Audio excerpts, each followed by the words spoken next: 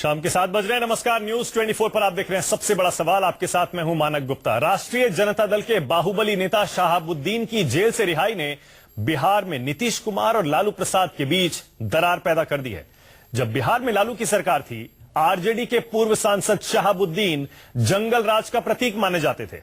उन पर 39 मामले दर्ज हुए, जिनमें से हत्या के कुछ मामलों में तो उन्हें उम्र कैद की सजा हो चुकी है। हत्या के ही एक मामले में हाईकोर्ट से जमानत मिलने पर शहाबुद्दीन जेल से बाहर आए हैं। लेकिन बीजेपी का आरोप है कि ये लालू का असर है कि नीतीश सरकार ने जानबूझकर शहाबुद्दीन को जमानत दिलवाई है, क्योंकि शहाबुद्दीन लालू के खासम खास हैं और बिहार के मुस्लिम इलाकों में उनकी जबरदस्त पकड़ हो सकती है। शहाबुद्दीन ने खुद भी जेल से छूटते ही नीतीश को परिस्थितियों का सीएम बता दिया। आरजेडी के वरिष्ठ नेता रघुवंश प्रसाद ने भी नीतीश पर हमला करके बिहार सरकार को शर्मसार कर दिया है। इसीलिए हमारा आज का सबसे बड़ा सवाल यही है, क्या नीतीश बिहार में मजबूरी के सीएम है? और शहाबुद्दीन के जेल से बाहर आते ही क्या महागठबंधन में गांठ पड़ने लगी है? इसी पर बहस होगी। लेकिन जरा सुनिए कैसे शहाबुद्दीन ने नीतीश पर हमला बोला और अब दरार महागठबंधन में साफ साफ दिखाई दे रही है। देखिए, उसे केसी त्यागी, आरजेडी से अशोक कुमार सिन्हा, बीजेपी से संबित पात्रा और एलजेपी से मेरे साथ यहां अजय कुमार आ गए हैं स्टूडियो में। आप सबका बहुत बहुत स्वागत है। त्यागी जी, पहला सवाल आप ही से होगा। त्यागी जी, जवाब दीजिए। सीधा सा आरोप है, नीतीश कुमार परिस्थितियों के सीएम हैं, मजबूरी के सीएम हैं। त्यागी जी। नहीं, किसी नेता के कहने से या जेल से आए हुए किसी व्यक्ति के कहने से इतिहास का परिवर्तन नहीं होता है। नीतीश कुमार जी, लालू प्रसाद जी, शरद यादव जी, रामविलास पासवान जी, सुशील मोदी जी, जयप्रकाश जी के आंदोलन से निकले हुए और आपातकाल में 19 महीने जेल में रहे हुए नेता हैं। ये मजबूरी के भी नेता नहीं है, नंबर 1। नंबर 2, अटल बिहारी जी की सरकार में आधा दर्जन से ज्यादा महत्वपूर्ण विभागों के मंत्री रहे हैं। 10 साल तक के मैंडेट के साथ, जिसमें लगभग 8 साल तक भारतीय जनता पार्टी के साथ मिलकर के सरकार बनाई है। और भारतीय जनता पार्टी के शीर्षस्थ नेता श्री लाल कृष्ण आडवाणी जी ने रांची में जनसभा में घोषणा की थी कि एनडीए अगर पावर में आता है तो श्री नीतीश कुमार से अच्छा चेहरा देश के बिहार के अंदर कोई नहीं है और उनके नेतृत्व में एनडीए चुनाव लड़ेगा। ये उसके बाद श्री लालू प्रसाद यादव जी ने बिहार में प्रेस कॉन्फ्रेंस के जरिए घोषणा की कि अगर हमारा गठबंधन जेडीयू, आरजेडी और कांग्रेस अगर अस्तित्व में आता है, जीतता है, तो श्री नीतीश कुमार जी उसके मुख्यमंत्री होंगे। नंबर 1। नंबर 2, मैं अधिक टिप्पणी इसलिए नहीं करना चाहता क्योंकि मैं इस सवाल को ज्यादा तूल नहीं देना चाहता। किसी एक व्यक्ति के जो कल जेल से आया हो उसके वक्तव्य देने भर से इतिहास नहीं बदलते। लेकिन जो लोग राजनीति में एक मिनट, जो लोग राजनीति में परंपरागत तरीके से अपने विचारों की प्रतिबद्धताओं के साथ, कमिटमेंट के साथ पॉलिटिक्स में आते हैं, चाहे हम हो, चाहे कम्युनिस्ट हो, चाहे भाजपा हो, चाहे आरजेडी हो या कोई और हो, उनको इतने हल्के तरीके से लेकर के टिप्पणियां और कमेंट भी नहीं करने चाहिए। हम कभी लालू प्रसाद जी के बारे में कमेंट नहीं करते, हम कभी नरेंद्र मोदी जी के बारे में कमेंट नहीं करते। हम राजनीतिक तौर पर, वैचारिक तौर पर हमारी कहीं असहमति हो सकती है, लेकिन देखिए त्यागी जी, उनके मैं इस वक्तव्य को, ठीक है, आप तूल मत दीजिए, आप महत्व मत दीजिए, लेकिन त्यागी जी सत्य तो ये है, आज ये नौबत आ गई है, महागठबंधन के एक दल को दूसरे दल के नेताओं की टिप्पणियों का जवाब देना पड़ रहा है। मजबूरी के सीएम सिर्फ शहाबुद्दीन नहीं कह रहे हैं, रघुवंश बाबू भी कह रहे हैं मजबूरी के सीएम है।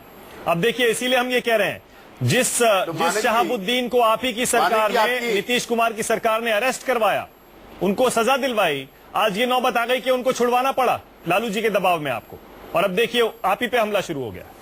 नहीं, ये लालू जी पर भी आप इल्जाम गलत लगा रहे हैं।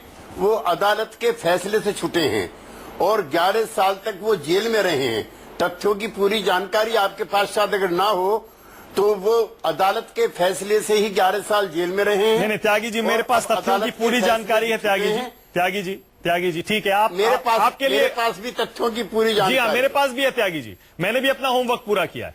आप कह रहे हैं कोर्ट का आदेश है, संबित पात्रा, लेकिन बीजेपी तो साफ कह रही है कि नीतीश कुमार ने जानबूझ के छुड़वाया है शहाबुद्दीन को? क्योंकि कोर्ट में फरवरी 2016 में हाईकोर्ट का आदेश था ट्रायल 9 महीने में खत्म करिए, लेकिन यहां पे सरकार ने ट्रायल शुरू ही नहीं कराया और इसी दम पर, इसी बेस पर उनको बेल मिल गई। संबित,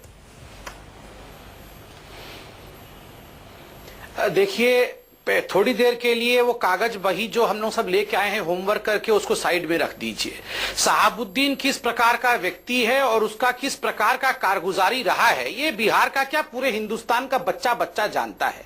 40 मुकदमे किसी पर ऐसे ही नहीं चलते। मर्डर के, एक्सटॉर्शन के, भाइयों को एसिड में जला देने का, मार देने का, न जाने कितने लोगों को शहाबुद्दीन ने मारा है। और आज जब मैं टीवी देख रहा हूं कि ऐसे व्यक्ति पर फूल बरसाए जा रहे हैं, ऐसे व्यक्ति को स्वागत करने के लिए 400 एसयूवी गाड़ी आती है, किसी गाड़ी को टोल प्लाजा में रोकने की हिम्मत तक सरकार को नहीं होती है। जब शहाबुद्दीन बाहर निकलता है तो उसके स्वागत के लिए मेंबर ऑफ पार्लियामेंट और एमएलए सभी पार्टी के, त्यागी जी की पार्टी के भी लोग थे और आरजेडी के भी लोग थे, सब स्वागत के लिए माला लेकर खड़े हैं।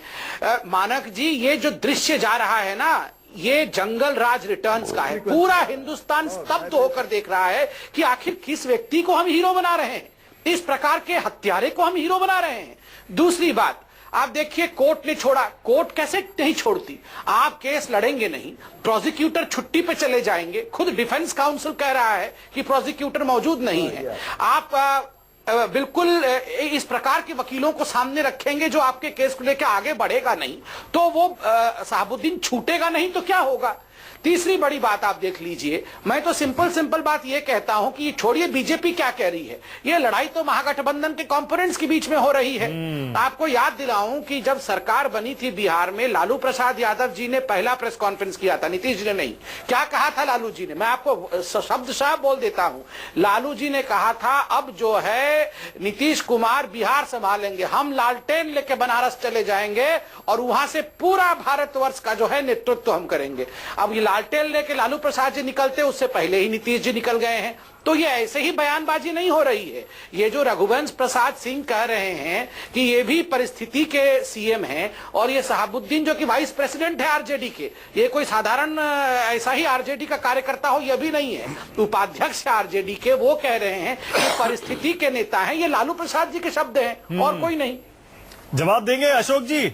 अशोक जी, देख लीजिए, आपने शहाबुद्दीन को जेल से बाहर तो निकलवा लिया, लेकिन वो आकर आप ही के गठबंधन के लिए मुश्किलें खड़ी कर रहे हैं। या फिर ऐसा तो नहीं है कि आप खुद भी यही चाहते हैं कि नीतीश कुमार पर आपकी पार्टी के अंदर से ही हमले लगातार होते रहें और दबाव बना रहे? क्योंकि चीफ मिनिस्टर नीतीश कुमार बने हैं, ऐसा नहीं है कि वो पूरे 5 साल रहेंगे।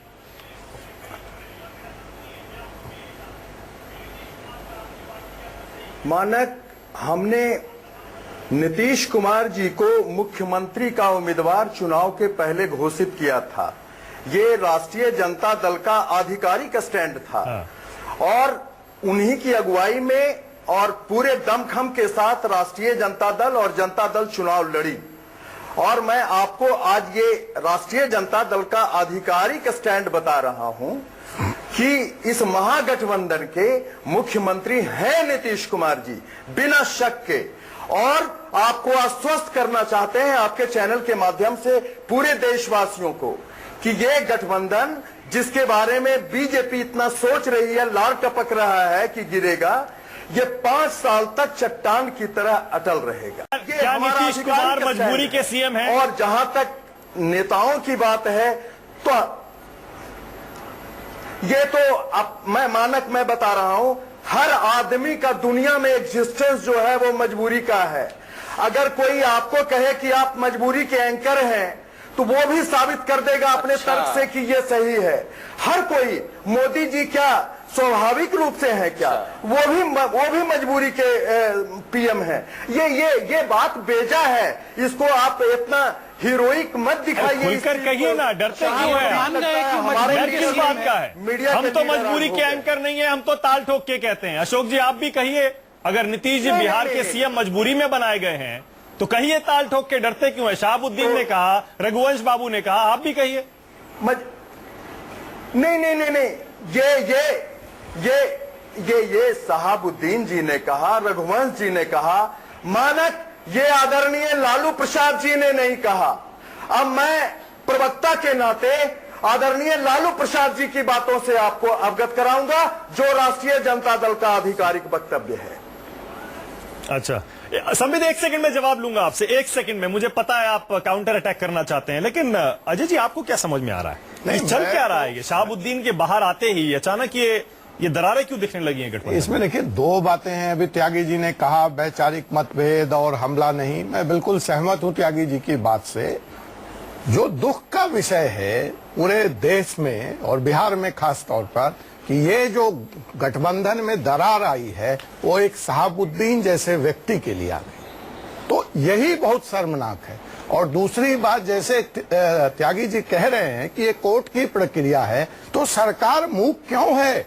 अगर सरकार मानती है कि शहाबुद्दीन एक क्रिमिनल हैं, एक अपराधी सुप्रीम हैं, कोर्ट, वो सुप्रीम कोर्ट जाए। हाँ। ये आज आधिकारिक बयान त्यागी जी यहाँ आपके माध्यम से दे, आरजेडी के प्रवक्ता ये बयान दे।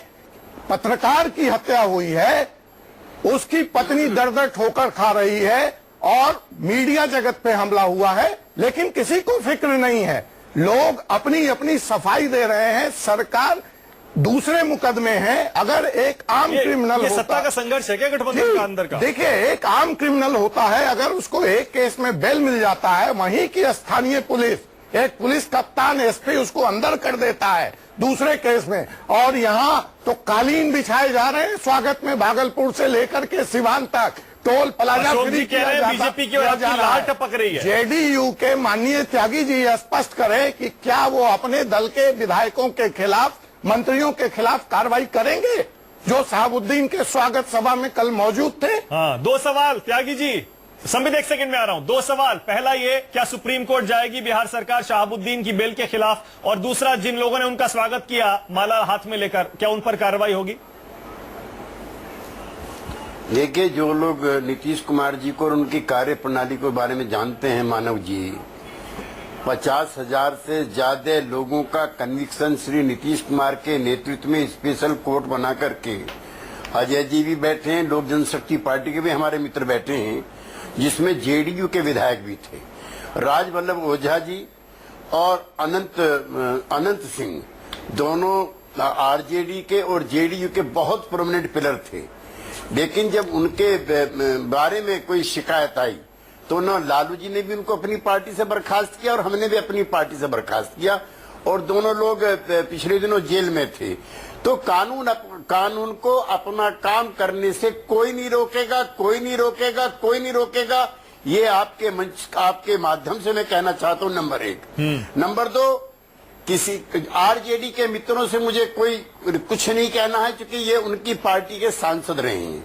ये गठबंधन है, इसमें कई तरह की चीजें होती हैं। हमारे मित्र संबित पात्रा जी की पार्टी तो पाकिस्तान जिंदाबाद के नारे और भारत मुर्दाबाद के नारे झेल रही है मजबूरी में श्रीनगर में, तो उसमें हम क्या कह सकते हैं। लेकिन जेडीयू का कोई विधायक, कोई सांसद श्री शहाबुद्दीन सरीखे व्यक्ति के समारोह में न गया है न जाएगा। अगर कोई गया है तो हम जवाब तलब करेंगे कि वो किस हैसियत में वहां पे गए हैं। ठीक है, ठीक है। संबित पात्रा जवाब दीजिए। सीधा आरोप केसी त्यागी का आपकी पार्टी पर है। देखिए, मैं केसी त्यागी जी का बड़ा सम्मान करता हूं। मैं बड़े ध्यान से अभी सुन रहा था। केसी त्यागी जी और अभी अशोक कुमार जी में एक तरह से होड़ लगा हुआ है कि शहाबुद्दीन जी को किस प्रकार से श्री शहाबुद्दीन जी, ये सब उपाख्यानों से उनको और बड़ा दिखाया जाए। अभी वो जवाब भी तलब करने वाले हैं केसी त्यागी जी। और श्री शहाबुद्दीन जी, इस प्रकार के सब अलंकार करके एक क्रिमिनल को किस प्रकार ऊपर दिखाया जा रहा है। दूसरी बात, अभी उन्होंने एक्सेप्ट तो नहीं किया कि सुप्रीम कोर्ट तो कल जा सकते हैं। सुप्रीम कोर्ट में जाकर इस बेल को, जो कि एक जिसके दिन अभी तक नहीं बताए गए हैं कि कितने दिन के बेल के लिए छोड़ा गया है, ये अभी स्पष्टीकरण नहीं दिया गया है, तो स्वाभाविक रूप से इस विषय को लेकर सुप्रीम कोर्ट में जा सकती है सरकार और तुरंत सुप्रीम कोर्ट इस पे अपना विचार रखेगी। आप अभी कह रहे थे कि जो लोग नीतीश कुमार को जानते हैं वो जानते हैं कि नीतीश कुमार जी फास्ट ट्रैक पे विश्वास रखते हैं। कब विश्वास रखते हैं? जो लोग नीतीश कुमार को जानते हैं वो जानते हैं कि जब बीजेपी का दबाव था, जब बीजेपी के साथ नीतीश कुमार थे, तब जाके शहाबुद्दीन को अरेस्ट किया गया। और आज जब बीजेपी का साथ नहीं है तो नीतीश कुमार जी बौने नजर आ रहे हैं। नीतीश कुमार जी और आदरणीय केसी त्यागी जी जवाब नहीं दे पा रहे हैं एक धूर्त इंसान का। मुझे बहुत तकलीफ होती है कि यंग पॉलिटिशियन के रूप में कि एक इस प्रकार का आदमी जो इतने लोगों के मौत का जिम्मेदार हो उसके ऊपर फूल बरसाए जाए। अच्छा संबित ठीक है, संबित एक सेकंड रुकिएगा, संबित ठीक है, लेकिन आपका सवाल तो वैलिड है, आपका सवाल जायज है। अशोक जी पहले आप जवाब देना चाहेंगे। त्यागी जी कह रहे हैं कानून अपना काम करेगा, यानी सरकार सुप्रीम कोर्ट में शहाबुद्दीन की जमानत के खिलाफ याचिका डालेगी, इस पर आपका क्या कहना है? सही है ना ये फैसला? उससे पहले सरकार छोड़ दीजिए, कल ही अभी घोषणा हुआ है प्रशांत भूषण शायद सुप्रीम कोर्ट में कल जा रहे हैं। हाँ बिल्कुल, हम लोग हर पहलू को, बीजेपी आगे नहीं जा रहा है, एक प्रशांत भूषण जी जा रहे हैं, एक दूसरा अभी संबित ने एक बात कही, अब मुझे तो लगता है कि कैसे बात कर रहे हैं। नहीं अशोक जी, अरे अशोक जी एक सेकंड, अशोक जी, अरे अशोक जी जरा बताइए तो सही, मैं समझना चाह रहा हूं अशोक जी, एक मिनट, क्या शहाबुद्दीन की जमानत के खिलाफ सुप्रीम कोर्ट जाने का फैसला सरकार का सही होगा? सरकार जा रही है, प्रशांत भूषण जाए ना जाए सरकार जा रही है, क्या ये फैसला सही है?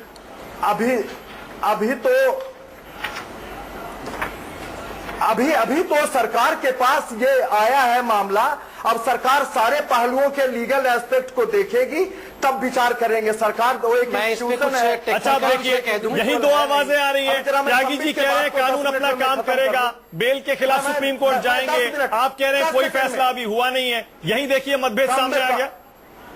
और काम नहीं, ये मतभेद, अगर इन मतभेदों को कहेंगे तो तब तो दुनिया में किसी का एग्जिस्टेंस ही नहीं होगा। इसका मतलब साफ है, आप नहीं चाहते सरकार सुप्रीम कोर्ट जाए शहाबुद्दीन की जमानत के खिलाफ, इसका मतलब आपकी पार्टी का स्टैंड साफ है। क्यों नहीं नहीं, मैं ये कैसे, पार्टी से क्या मतलब है? शहाबुद्दीन जी अपने ही